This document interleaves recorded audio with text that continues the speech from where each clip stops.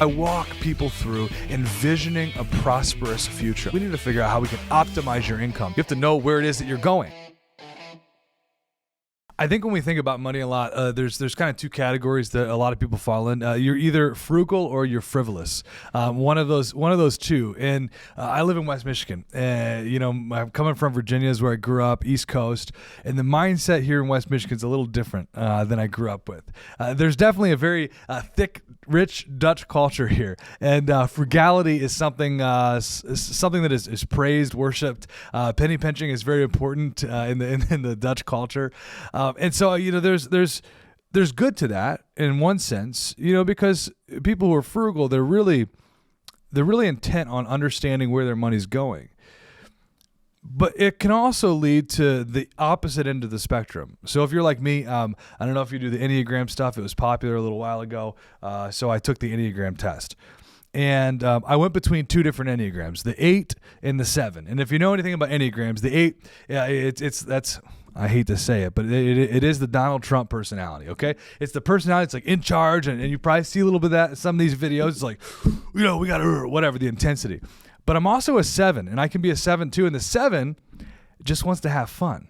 The people who wrote girls just want to have fun, those are 7s, okay? 7s, we want to have fun. We want an adventure. If it's not fun, we don't want to do it. We want no part in it.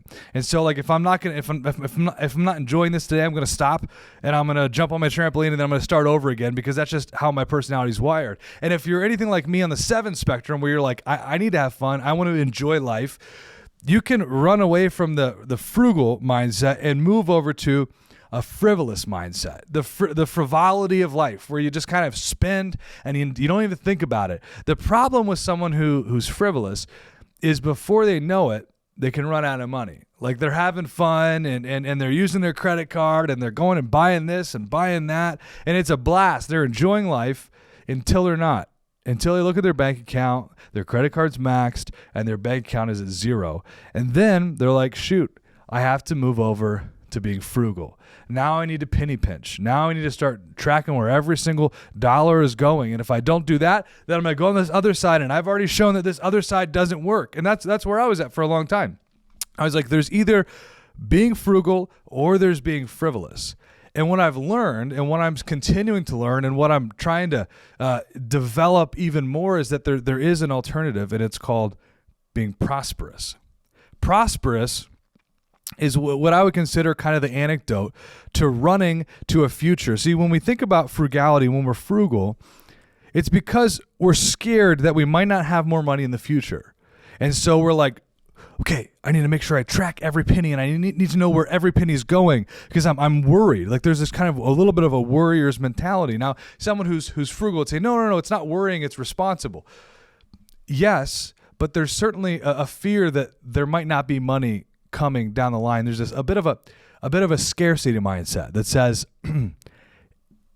if I continue the way I'm going, there's not going to be more money. Therefore, I need to take the money I have and split it into as many little segments as possible. It's the person who takes a cheeseburger and splits it into 4 different sections so they can eat one now and one a little bit later and one for a snack. And it's like, that's not the life that I want to live, right? This video is brought to you by Trumbull Insurance Agency. This is my company that I get to run.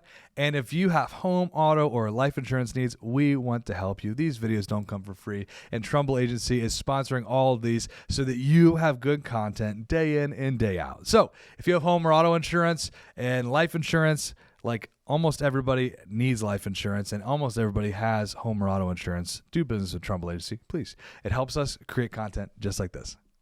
The frivolous person, they don't have a future that's worth going to, because they don't care about the future. They're just thinking about the present. They're like, you know what? Whatever. I'm just going to roll right now. I'm going to live life as hard and as fast and as fun and as free as I possibly can. In fact, the definition of frivolous, where did I put it? Frivolous, not having any serious purpose or value.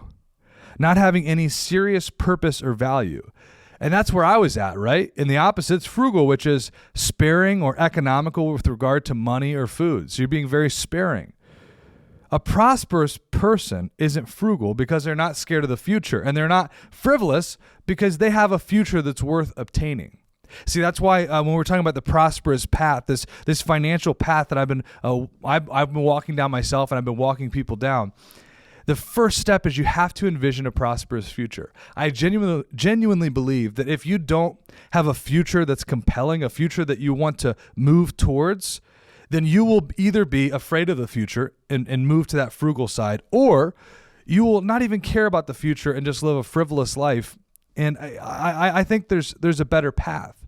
I think that there's more to your life. And I think that's what it means to live a prosperous life. See, a prosperous, by definition, is marked by, this is the Webster Dictionary definition, marked by success or economic well-being, enjoying vigorous and healthy growth, in other words, flourishing.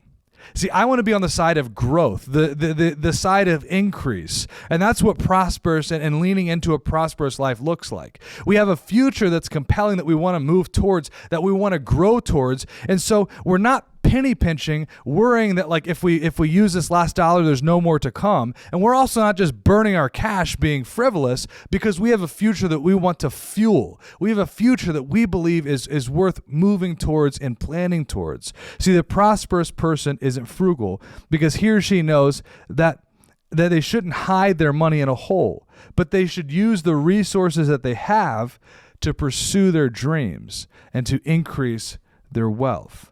I believe that the prosperous person, the person that I'm trying to be, the sort of life that I'm trying to live, the sort of life that I believe that you want to live, is neither frugal nor frivolous, but they're intentional. They know where they're going, and that directs how they use their money.